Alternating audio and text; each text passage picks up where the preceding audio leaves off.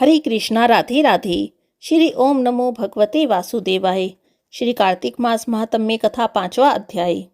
राजा पृथु बोले, हे नारद जी, आपने कार्तिक मास में स्नान का फल कहा, अब अन्य मासों में भी विधि पूर्वक स्नान करने की विधि, नियम और उद्यापन की विधि बताइए। तब देवऋषि नारद कहने लगे, हे राजन, आप भगवान विष्णु के अंश से उत्पन्न हुए हैं। ये सब बातें आपको ज्ञात हैं, फिर भी मैं आपको विधान बताता हूँ। आशीवन मास में शुक्ल पक्ष की एकादशी से कार्तिक के व्रत करने चाहिए। ब्रह्म मुहूर्त में उठकर जल का पात्र लेकर गांव से बाहर पूर्व अथवा उत्तर की दिशा में जाना चाहिए। दिन में या सायंकाल में कान में जनेऊ चढ़ाकर, पृथ्वी पर घास बिछाकर, सिर को वस्त्र से ढककर, मुंह को भली भांति बंद करके, थूक व सांस को रोककर मलमूत्र का त्याग करना चाहिए। तत्पश्चात मिट्टी व जल से भली भांति अपने गुप्तांगों को धोना चाहिए। उसके बाद जो मनुष्य मुख शुद्धि नहीं करता, उसे किसी भी मंत्र का फल प्राप्त नहीं होता। अतः दांत और जीभ को पूर्ण रूप से शुद्ध करना चाहिए। निम्नलिखित मंत्र का उच्चारण करते हुए दांतुन तोड़ने चाहिए। हे वनस्पते, आप मुझे आयु, कीर्ति, तेज, प्रज्ञा, पशु संपत्ति, महाज्ञान, बुद्धि और विद्या प्रदान करो। इस प्रकार कहते हुए वृक्ष से 12 अंगुल के दातुन ले।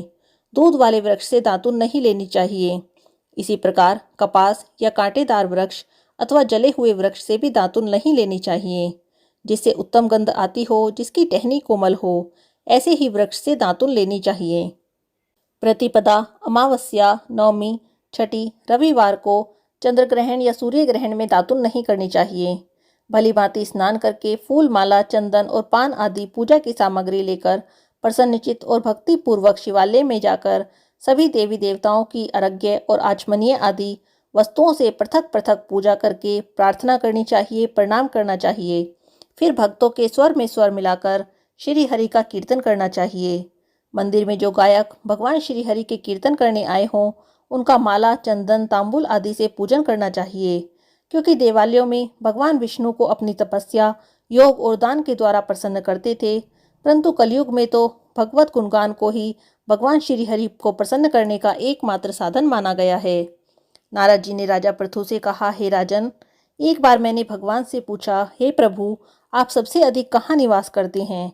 इसका उत्तर देते हुए भगवान ने कहा, हे नारद, मैं वैकुंठ या योगियों के हृदय में निवास नहीं करता, बल्कि जहाँ मेरे भक्त मेरा कीर्तन करते हैं, मैं वहाँ निवास करता हूँ। जो मनुष्य चंदन माला आदि से मेरे भक्तों का पूजन करते हैं, उनसे मेरी ऐसी प्रीति रहती है जैसे कि मेरे पूजन से भी नहीं हो सकती। नारद जी कहते हैं, शिरीष, धतूरा, गिरिजा, चमेली, केसर, कंदार, कटहल के फूलों से, चावलों से भगवान विष्णु की पूजा नहीं की जाती। अधल, कंद, गिरीश, जूही, मालती और केवड़ा के पुष्पों से भगवान शंकर की पूजा नहीं करनी चाहिए। जिन देवताओं की पूजा में जो फूल निर्दिष्ट हैं, उन्हीं से उनका पूजन करना चाहिए। पूजन की समाप्ति के बाद क्षमा प्रार्थना करनी चाहिए। हे सुरेश्वर, हे देव, ना मैं मंत्र जानता हूँ, ना क्रिया जानता हूँ, मैं भक्ति से भी हीन हूँ। मैंने जो भी कुछ आपकी पूजा की है, उसे आप स्वीकार करें। ऐसी प्रार्थना करने के बाद साष्टांग प्रणाम कर भगवत कीर्तन करना चाहिए। श्री हरि की कथा सुननी चाहिए और प्रसाद ग्रहण करना चाहिए।